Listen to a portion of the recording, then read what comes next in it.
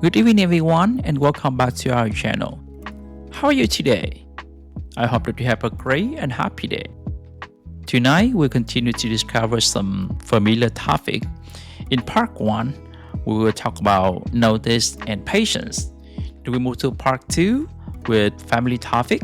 And then part 3, we will deep dive into presented part 2. And at the end, as normal, we will study some vocabulary and structure that our friend you in the speaking test. Now, let's get started. Notice. Do you often write down notice? Yes, I absolutely do. I usually take notes when I'm studying, attending meetings, or trying to remember something important. Writing things down helps me to stay organized and focused. Do you make a lot of lists on your phone? Absolutely, I do. I use my phone to make to-do lists, shopping lists, and even reminders for upcoming events. For example, my friends and family's birthdays. It's convenient and helps me to keep track of my daily tasks. When do you usually make notes? I mostly make notes when I'm learning something new or planning something important. For example, if I'm preparing for an exam or a project, I write down key points so I can review them later. Is it common in your country for people to write notes? Yes, it's quite common. Students in particular write notes during their lectures or classes, and many working professionals jot down ideas or tasks to stay productive. These days, people often use phones or laptops instead of paper notes. Patience. Are you a patient person? I would say I am generally patient, especially when it comes to dealing with people. I try to stay calm and understanding even if things don't go as planned. But of course, I'm not a perfect person. Sometimes I can get a bit restless when I have to wait for buses or trains when I'm in a hurry. In what situation do you find it hard to be patient? It is the hardest for me to be patient when I have to wait for important results, like exam scores or job interview feedback. In those moments, I can't help but check my email or phone repeatedly, hoping for an update. Have you ever had to wait for something for a long time? Yes, I think definitely. I remember waiting nearly 3 months for my passport to be renewed. It felt like forever because I needed for a planned trip, and I was worried it might not arrive in time. Do you think patience is important? Personally, I think yes. Patience helps people to make better decisions instead of acting on impulses. It's also essential for building strong relationships because it allows you to listen and understand others without rushing to judge.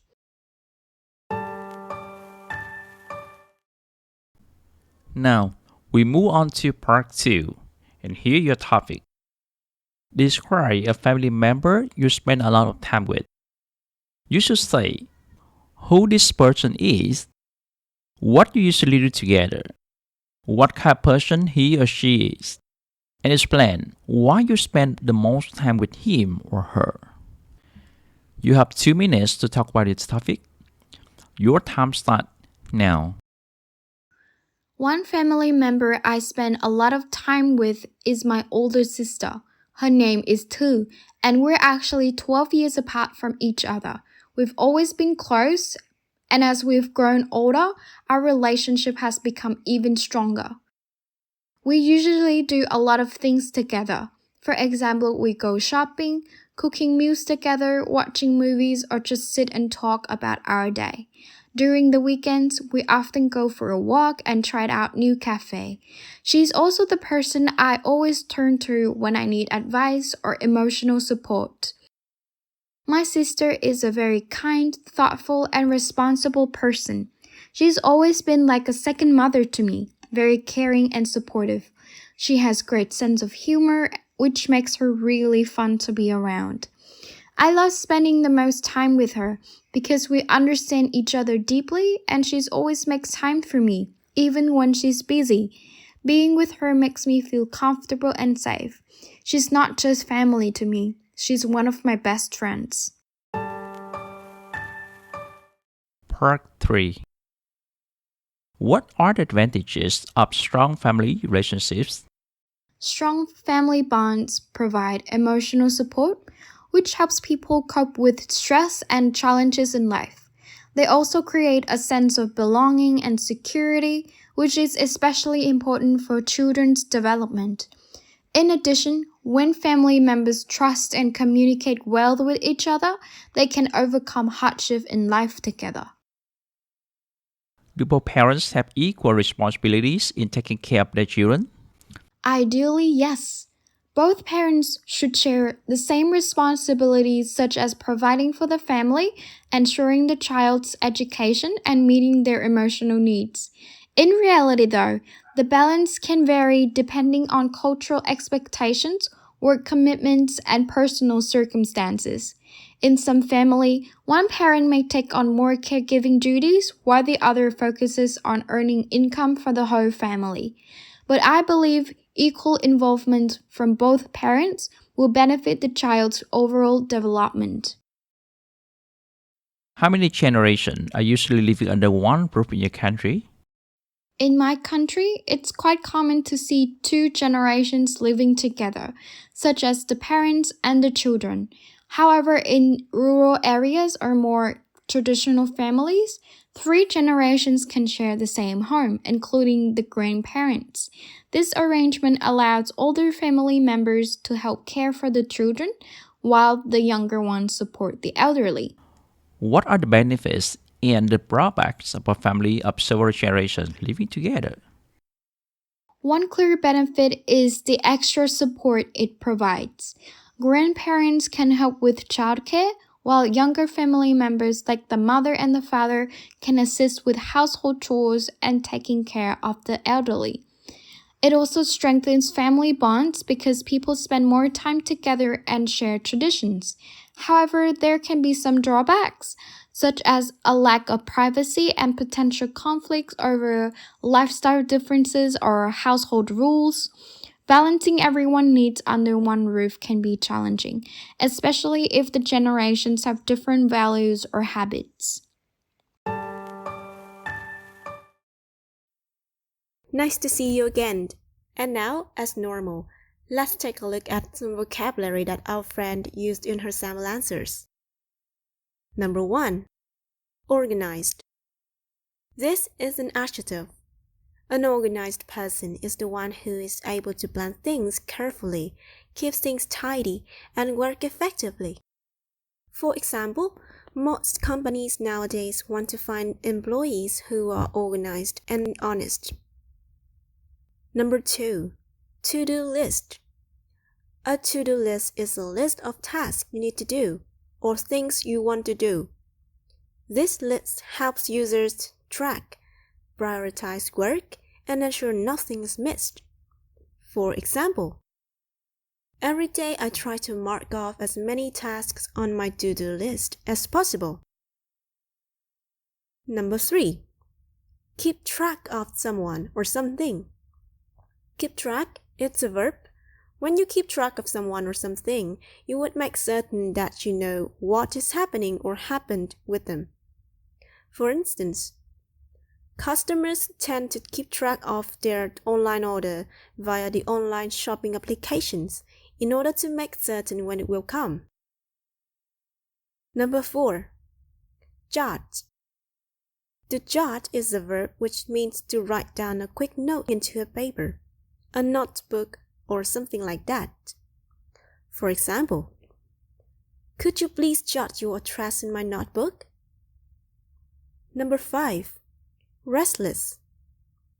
This word is an adjective which describes a feeling when you are so worried about something, unable to stay still, be calm, or relaxed. Sometimes if you can't sleep well, you can use this word too. For example, I always feel restless every time I prepare to give a presentation in front of a crowd. Number 6. Act on impulse. This phrase describes the act of doing something suddenly and quickly, without thinking carefully about the consequences, but only driven by emotions or temporary excitement at that time. For example, she often acts on impulse and always regrets later. Number 7. Rush to judge. Rush to judge means to quickly draw conclusions or judgments about someone or something without enough information, often leading to wrong or unfair judgments.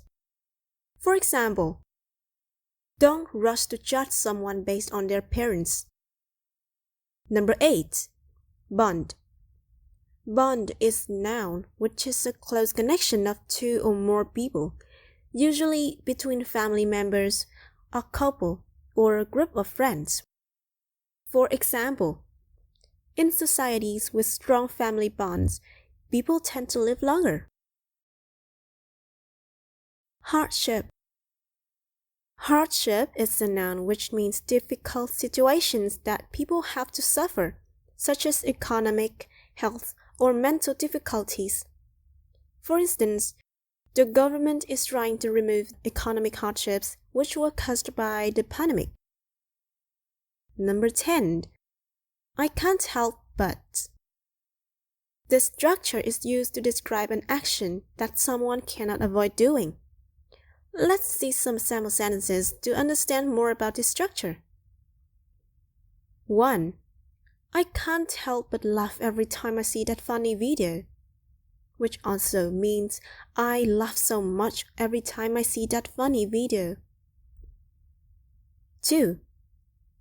I can't help but worry when I think about the upcoming exam, which is I am so worried when I think about that upcoming exam. 3. Anna can't help but stare at him because he looks so handsome in that suit, which is he looks so handsome in that suit, so Anna has to stare at him.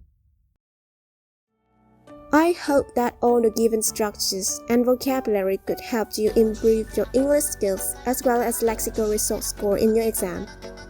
Don't hesitate to comment if you have any questions about the answers or anything about the IELTS exam.